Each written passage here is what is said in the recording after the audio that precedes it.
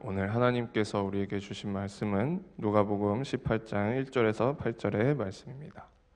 누가복음 18장 1절에서 8절의 말씀을 제가 봉독하여 올리겠습니다. 예수께서 그들에게 항상 기도하고 낙심하지 말아야 할 것을 비유로 말씀하여 이르시되 어떤 도시에 하나님을 두려워하지 않고 사람을 무시하는 한 재판장이 있는데 그 도시에 한 과부가 있어 자주 그에게 가서 내 원수에 대한 나의 원한을 풀어주소서 하되 그가 얼마 동안 듣지 아니하다가 후에 속으로 생각하되 내가 하나님을 두려워하지 않고 사람을 무시하나 이 과부가 나를 번거롭게 하니 내가 그 원한을 풀어주리라. 그렇지 않으면 늘 와서 나를 괴롭게 하리라 하였느니라. 주께서 또 이르시되 불의한 재판장이 말한 것을 들으라. 하물며 하나님께서 그 밤낮 부르짖는 택하신 자들의 원한을 풀어주지 아니하시겠느냐? 그들에게 오래 참으시겠느냐? 내가 너희에게 이르노니 속히 그 원한을 풀어주시리라. 그러나 인자가 올 때에 세상에서 믿음을 보겠느냐 하시니라. 아멘.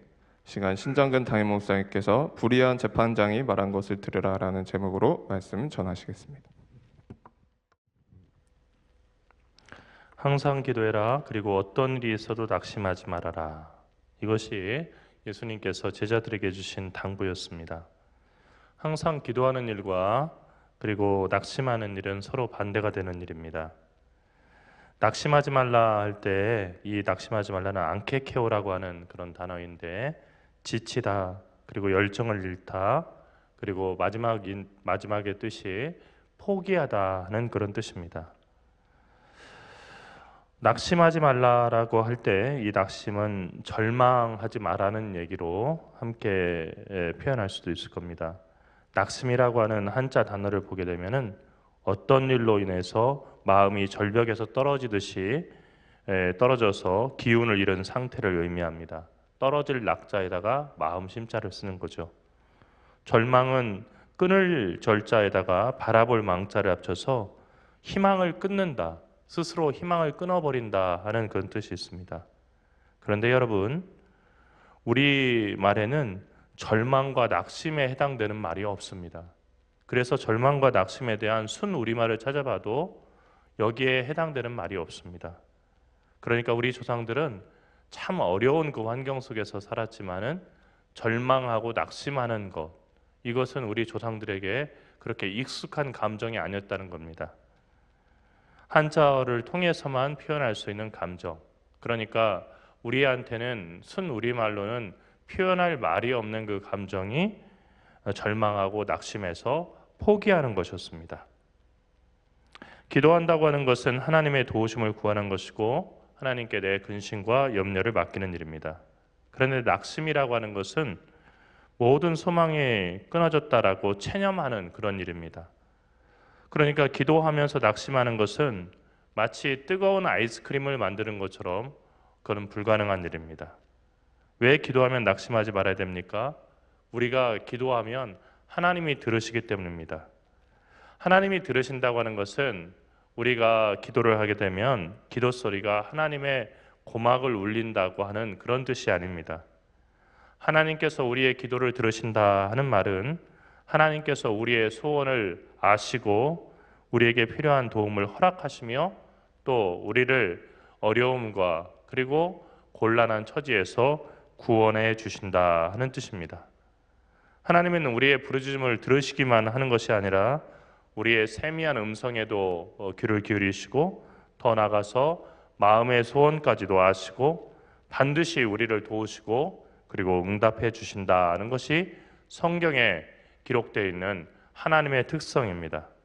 그런 하나님이기 때문에 우리가 낙심하지 않고 응답이 임할 때까지 기다려서 주님을 향해서 기도할 수 있는 것입니다.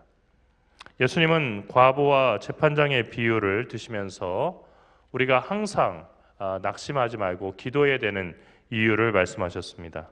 한 도시에 하나님도 두려워하지 않고 사람을 무시하는 아나무인의 재판장이 있었습니다. 하나님을 두려워하지 않으니까 사람을 볼 때 저 사람은 존중해야겠다 하는 그런 마음이 생길 리가 없었습니다. 그리고 그 도시에 한 과부도 있었습니다. 이 두 사람은 극과 극의 사람입니다. 재판장은 온갖 권력을 가지고 그리고 자기 마음대로 모든 일을 할 수 있는 사람이고, 이 과부는 가난한 자 그리고 힘이 없는 사람의 대표, 그런 사람들을 대표하는 사람입니다. 이 과부는 원수에게 억울한 일을 당했지만 힘없는 백성이었습니다. 그래서 이 과부는 재판장에게 찾아가서 매일같이 자신의 억울함을 풀어달라고 읍소했습니다. 하지만 그 재판장이 어떤 사람입니까? 하나님도 두려워하지 않고 사람을 무시하는 사람입니다. 그래서 이 과부가 와서 매달리는데 이 과부에게 눈 하나 깜빡하지 않았습니다. 그런데 이 과부가 하루, 이틀, 사흘, 나흘 계속해서 그 재판장을 찾아갔습니다. 그렇게 계속 찾아가서 울면서 자신의 원한을 풀어달라고 매달렸습니다. 재판장이 무시했지만 시간이 지나면서 그 재판장의 마음에 큰 두려움이 생기기 시작했습니다. 이 과부의 원한을 풀어주지 않으면 이 과부가 어느 정도 오다가 포기하고 마는 것이 아니라 영원히 자기를 괴롭히면서 매일같이 찾아올 수 있다라고 하는 두려운 생각이 든 겁니다. 그래서 결국 그 불의한 재판장은 이 과부의 원한을 풀어줬다는 얘기죠. 이 과부를 보면서 자비한 마음이 생겨서, 그리고 너그러운 마음이 생겨서 힘없는 백성들을 잘 보살펴야겠다라고 하는 좋은 재판장이 되어서 그런 것이 아니고, 여전히 악한 재판장이었지만은 매달리는 그 과부의 그 간구와 원한을 풀어달라고 하는 읍소를 거절할 수 없었다는 것입니다. 예수님은 제자들에게 그 재판장이 혼자 말한 것을 잘 들어보라고 했습니다. 재판장은 불의했고 하나님도 두려워하지 않았던 사람입니다. 하지만 과부가 매일 자신을 찾아올 것이 두려워서 과부의 원한을 풀어줬습니다. 그거를 잘 보라는 거죠. 그런데 우리의 기도를 들으시는 하나님은 어떤 분이십니까?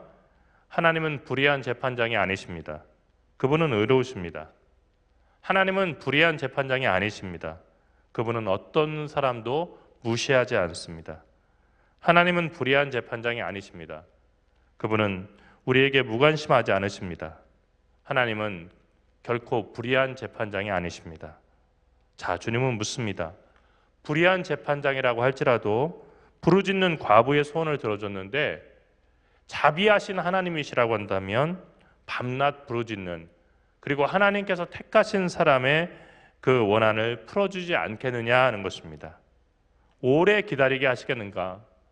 그렇게 부르짖는데 그래, 너는 이 기도를 아무리 하더라도 내가 들어주지 않을 거야 라고 끝까지 그냥 버티시겠는가 하는 것입니다. 이 질문에 대한 답은 모두 그렇지 않다입니다. 하나님은 하나님께서 택하신 사람이 밤낮 부르짖어 기도할 때 반드시 원한을 풀어주시고 마음의 소원을 이루어 주시는 분이십니다. 제가 유튜브에서 한 영상을 봤는데, 그것은 미군이 A-10기를 갖다가 불러오는 그런 그 훈련을 하는, 그리고 전투를 하는 그런 그 장면이었습니다. 훈련 장면도 있고 전투 장면도 있는데, 훈련에서 어떤 그 훈련을 하냐면 응급판 그런 상황, 적의 그 탱크가 나타나고 우리 아군은 보병, 소총을 들고 있는 그 보병밖에 없는데 적의 그 탱크가 나타나서 아군들을 공격할 때 어떻게 해야 되는가? 그럼 다른 게 아니었어요. 그것은 바로 무전으로 지원을 요청하는 겁니다. 항공으로 근접 지원을 갖다 요청하는 건데, A-10기는 탱크를 잡는 탱크 킬러예요. 밑에서 총을 쏴도 맞아도 그냥 끄떡이 없는 비행기입니다. 그런 비행기가 나타나서 정말로 그 탱크를 갖다 잡을 수 있는 엄청난 기관포를 갖다가 수천 발을 갖다 쏟고 가는 거예요. 밑에서 한 것은 무전밖에 없어요. 그런데 훑고 갔는데 아직까지 적군이 남아 있었어요. 그러니까 다시 무전을 했어요. 실제 상황이었어요. 아직 적군들이 완전히 저기 되지 않은 채 그 전차 몇 대가 있다고. 그리고선 좌표 딱 불러주니까 다시 돌아와가지고 낮게 깔면서 그곳은 정말 그 불을 품고 가니까 적군들이 완전히 그냥 괴멸되는 걸 봤어요. 여러분, 하나님은 마치 전장에 있는 그 병사가 무전을 통해서 도움을 청하는 것처럼 하나님의 도움을 구하는 기도하는 사람을 오래 기다리게 하지 아니하시고 신속하게 응답하시는 분입니다.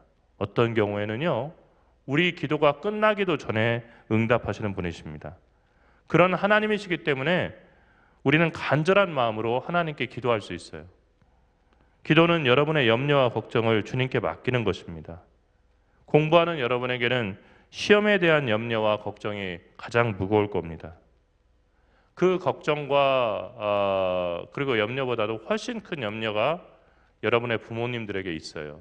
하지만 사람은요, 지금 자기의 그 상황에서 짊어지는 걱정과 염려의 짐이 가장 무겁게 느껴지는 것입니다. 그러면 이 걱정과 염려의 원인이 되는 공부와 시험을 어떻게 해야 될까요? 그 공부와 시험을 놓고 하나님께 기도하는 겁니다. 어떻게 기도합니까? 간단합니다. 하나님, 제게 지혜와 명철을 주셔서 공부하고 배운 모든 것이 시험장에서 잘 기억나게 해주시고 실수하지 않고 문제를 풀어서 최고의 성적을 거두게 해주세요 라고 기도하는 겁니다. 그리고 이 공부와 시험은 이제부터 하나님의 것입니다. 그러니 하나님께서 책임져 주십시오 라고 선언하는 겁니다. 여러분, 하나님의 일은 하나님이 하십니다. 사람의 일은 사람이 하지만 하나님의 일은 하나님이 하시는 거예요. 하나님의 것입니다 라고 맡기는 그 순간부터 여러분의 공부는 하나님의 일, 세상에서 가장 거룩한 일이 됩니다. 공부가 하나님의 일이 되는 그 순간부터 여러분에게 하늘의 지혜와 명철이 주어집니다. 왜냐하면 여러분은 단순히 다른 학생들과 경쟁해서 이기기 위해서 공부하는 것이 아니고 하나님의 일을 하는 사람이 되는 것이기 때문입니다. 그리고 하나님의 일을 하는 사람에게는 반드시 하나님의 도우심이 임하게 되는 것입니다. 중요한 것은 항상 기도하는 일과 염려하는 일이 동시에 일어날 수 없다는 것입니다. 낮이 되면 어둠은 물러가고 밤이 되면 빛이 물러가는 것처럼 기도하는 사람은 염려하지 않고 염려하는 사람은 기도하지 않는다는 사실은 가장 명확한 사실이죠. 아무리 힘든 일이라고 할지라도 하나님이 여러분의 편에 서시고 여러분의 기도를 들으시며 여러분을 돕기로 그렇게 결정하셨다고 한다면 그 일은 가장 쉬운 일이 될 수 있습니다. 성경에서 볼 수 있는 가장 대표적인 예는 다윗과 골리앗의 싸움에서 볼 수가 있는 거죠. 골리앗은 직업적인 전사였습니다. 그러니까 직업이 군인인 거예요. 장수입니다. 계속해서 전투하는 일을 했고 그리고 그는 최신의 병기, 철기로 된 그런 갑옷을 입고 있었습니다. 그리고 창을 이렇게 들고 있었어요. 정말로 여기서 질 수가 없는 겁니다. 다윗은 어떤 사람입니까? 제대로 된 칼 한 자루가 없었습니다. 사울 왕이 골리앗과 싸우겠다고 하는 다윗을 정말로 기특하게 보고 자기의 갑옷을 입히려고 했지만 사울은 키가 크고 다윗은 키가 작고 왜소한 그런 몸이라서 그 갑옷이 맞지 않아서 결국은 자기가 평소에 양을 칠 때 입던 옷을 입고 가서 골리앗과 싸웠습니다. 손에 든 것은 뭐였습니까? 들짐승을 쫓을 때 쓰는 물맷돌이었습니다. 슬링이라고 하는 건데 그 슬링에다가 집어넣어서 돌을 집어넣어서 돌리다가 탁 놓으면은 한쪽 끈이 풀리면서 돌이 튀어나가는 건데 상당히 파괴력이 있습니다. 하지만 골리앗이 입은 그 갑옷과 골리앗이 가진 그 무기에 비해서는 매우 약한 것이었죠. 막대기와 그 돌을 들고서 나오는 골리앗을 그 다윗을 보고 골리앗이 야, 네가 나를 개로 하느냐? 나한테 오는데 무기도 제대로 안 들고 돌하고 그 막대기 들고 나를 치려고 오냐? 하고 비웃었었습니다. 하지만 그 결과는 어떻게 됐습니까? 다윗이 나는 하나님의 이름으로 내게 나간다라고 얘기하면서 그에게 나가서 그 물맷돌을 던져서 맞췄을 때 어디에 맞았냐면은 이 골리앗의 이마에 맞아서 그 돌이 박혀서 골리앗이 거기서 쓰러지는 일이었습니다. 모든 싸움은 모든 사람들이 예상하는 것과는 정반대의 결과로 끝이 난 것입니다. 아무리 힘든 일이라고 할지라도 하나님이 여러분의 그 도우심을 들으시고 여러분을 구원하시기로 결정하신다고 한다면 그 일은 다윗이 골리앗을 쓰러뜨린 일처럼 뜻밖의 일, 그러나 가장 쉬운 일이 될 수 있습니다. 그러므로 항상 하나님의 도우심을 구하면서 기도하십시오. 그리고 주의할 것이 있습니다. 염려하지 마십시오. 기도했으면 맡겨야 됩니다. 여러분의 삶에 대해서 하나님은 여러분이 생각하는 것보다 훨씬 더 깊은 관심을 가지고 계시고, 그리고 여러분의 삶을 인도해 주신다는 거예요. 앞날에 대해서 걱정할 필요가 없는 것은 하나님은 우리가 감당할 만한 짐 외에는 우리에게 더 무거운 짐을 허락지 아니하시고, 또 우리가 시험을 당하고 환난을 당할 때는 피할 길을 허락해 주셔서 우리로 하여금 능히 그 환난을 지나가게 하신다는 겁니다. 그런 하나님께서 여러분의 기도를 듣고 계시다는 거죠. 현재 진행형입니다. 하나님은 항상 여러분의 기도를 듣고 계십니다. 그러므로 여러분이 염려할 필요가 없습니다. 여러분이 하는 모든 일이 하나님 앞에 기도를 알아줄 때, 기도로 여러분이 하는 일을 아뢰일 때, 그리고 도움을 청할 때, 그때부터는 그 일은 하나님의 일이 되는 겁니다. 하나님의 일은 하나님께서 하십니다. 그런데 그 하나님은 불의한 재판장이 아니시고 선하신 아버지시며, 그리고 우리의 기도를 들으시고 응답하실 만한 능력이 있으신 그런 하나님이십니다.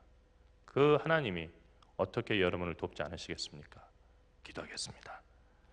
살아계신 하나님, 은혜와 사랑을 감사합니다. 배우고 익히는 것, 이것이 참 즐거운 일이라고 공자는 말했지만 공부하고 시험을 치르는 것이 우리에게는 큰 부담이 되고 또 때로는 낙심과 절망의 이유가 되기도 합니다.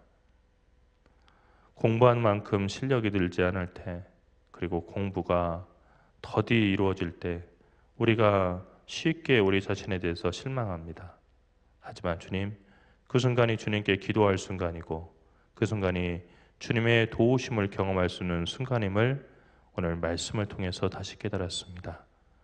제자들에게 기도하되 낙심하지 말아라 라고 말씀하셨던 예수님의 말씀을 저희의 마음에 새깁니다.